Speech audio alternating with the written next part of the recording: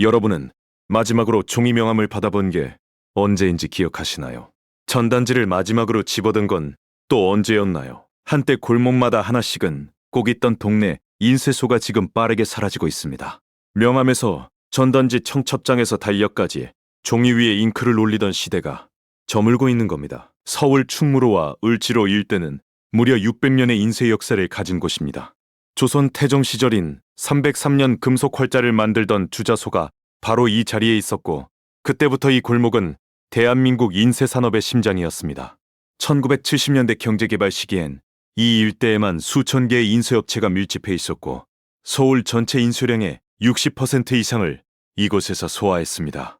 밤낮 없이 기계가 돌아갔고 잉크 냄새와 종이 먼지가 골목을 가득 채웠습니다. 그런데 지금 이 골목은 문을 닫은 가게가 몇 걸음마다 하나씩 보일 정도로 쇠락해버렸습니다. 대체 무슨 일이 있었던 걸까요? 첫 번째 타격은 디지털 전환이었습니다. 기업들이 종이 카탈로그 대신 웹사이트를 만들기 시작했고, 신문사들은 종이 신문 대신 온라인 뉴스로 전환했습니다.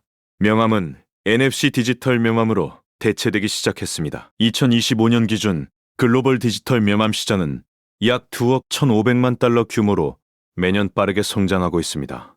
전단지 역시 마찬가지입니다. 동네 치킨집도 배달앱 광고를 하지 전단지를 뿌리지 않습니다. 부동산 중개업소도 인스타그램에 매물 사진을 올리지 종이 매물표를 붙이지 않습니다. 청첩장도 이제 카카오톡 모바일 청첩장이 대세가 되었습니다. 한 해에 수십만 장씩 인쇄되던 종이 청첩장 시장은 급격히 쪼그라들었습니다. 코로나19가 여기에 결정타를 날렸습니다. 대면 활동이 줄면서 명함 교환 자체가 사라졌고, 각종 행사와 모임이 취소되면서 인쇄물 수요가 바다를 쳤습니다.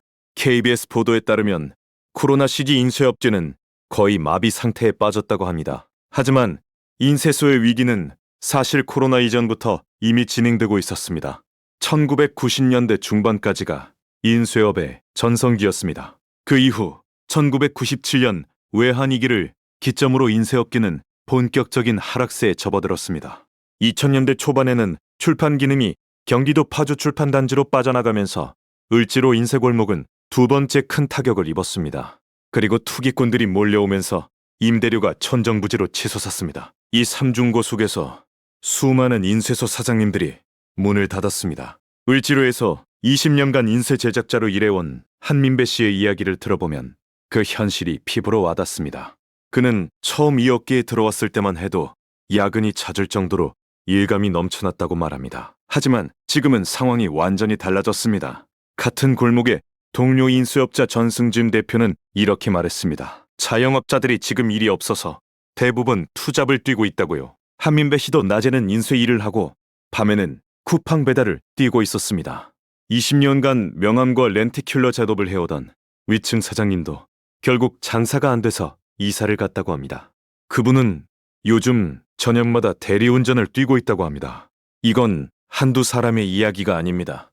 2023년 한국의 폐업 사업자 수는 98만 6천 명으로 역대 최대 수준을 기록했고, 그 절반이 사업 부진을 이유로 꼽았습니다. 인쇄업은 그 중에서도 가장 직접적으로 디지털 전환의 타격을 받은 업종 중 하나입니다. 그렇다면 인쇄소가 살아남을 길은 정말 없는 걸까요? 사실 변화에 적응하며 살아남은 인쇄소들도 있습니다. 다품종 소량 생산에 특화된 디지털 인쇄로 전환한 업체들이 대표적입니다. 패키징 인쇄 분야도 성장하고 있습니다. 온라인 쏨핑이 폭발적으로 성장하면서 택배 상자와 제품 포장에 들어가는 인쇄 수요는 오히려 늘어나고 있기 때문입니다. 독립출판이나 아트 프린팅 같은 니치 시장도 주목할 만합니다. 젊은 예술가들이 을지로 인쇄골목에 들어와 독립출판물을 만들고 기존 인쇄업체와 협업하는 사례도 늘어나고 있습니다. 진양상가에 입주한 젊은 작가들과 인쇄업체가 함께 만든 지붕 없는 인쇄소가 그 대표적인 사례입니다. 서울시도 손을 놓고 있진 않았습니다. 2017년 이 일대 30만 제곱미터를 중구인쇄특정개발진흥지구로 지정해 인쇄산업 보호에 나섰습니다. 아시아미디어타워 같은 아파트형 인쇄공장도 만들어졌고 50여 업체가 입주해 있습니다. 하지만 현실적 한계는 여전히 존재합니다. 세운상가 일대의 재개발 계획이 확정되면서 5년 안에 이 인쇄업체들이 일할 공간 자체가 사라질 수 있다는 위기감이 커지고 있습니다. 성수동이 이미 그 선례를 보여주었습니다. 한때 인쇄와 제화 산업의 중심지였던 성수동은 지금 카페와 패션 브랜드로 가득한 힙한 거리로 완전히 탈바꿈 했습니다. 인쇄업체들은 그 과정에서 밀려났고 돌아올 수 없었습니다. 을지로의 인쇄인들이 가장 걱정하는 것도 바로 이 시나리오입니다. 인쇄업은 혼자 할 수 있는 일이 아닙니다. 한 권의 책이나 한 부의 달력을 만들기 위해서도 최소 5에서 6개 업체의 손을 거쳐야 합니다. 그래서 이 업체들이 한 골목에 모여 있다는 것 자체가 경쟁력이었습니다. 이들이 흩어지면 그 생태계는 다시 복원될 수 없습니다.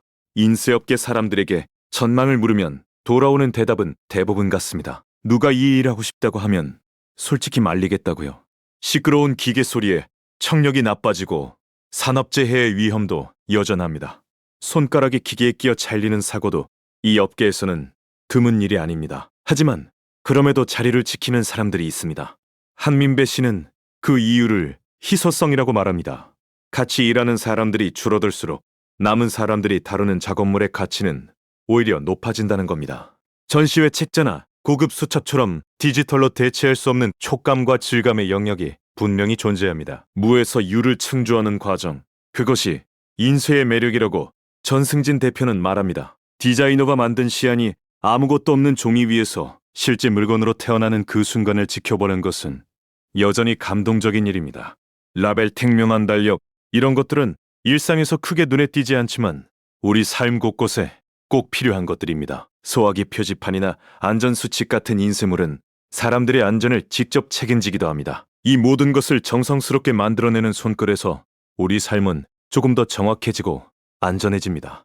인쇄는 단순한 노동이 아닙니다. 아직 사라지지 않은 인쇄 공동체의 문화이자 보이지 않는 예술이며 삶의 무게를 고스란히 눌러 찍는 한 장의 이야기입니다. 우리가 매일 마주하는 종이 위의 글자들, 그 뒤에는 잉크 냄새를 맡으며 하루하루를 버텨온 사람들의 땀이 묻어 있습니다. 인쇄소가 사라진다는 것은 단지 하나의 업종이 없어지는 것이 아니라 600년을 이어온 문화유산이 무너지는 것과 같습니다. 이 골목이 사라지기 전에 우리는 무엇을 지켜야 하는지 한 번쯤 생각해 봐야 하지 않을까요? 종이 위의 잉크는 사라질지 모르지만 그 위에 새겨진 사람들의 이야기만큼은 오래도록 기억되어야 합니다.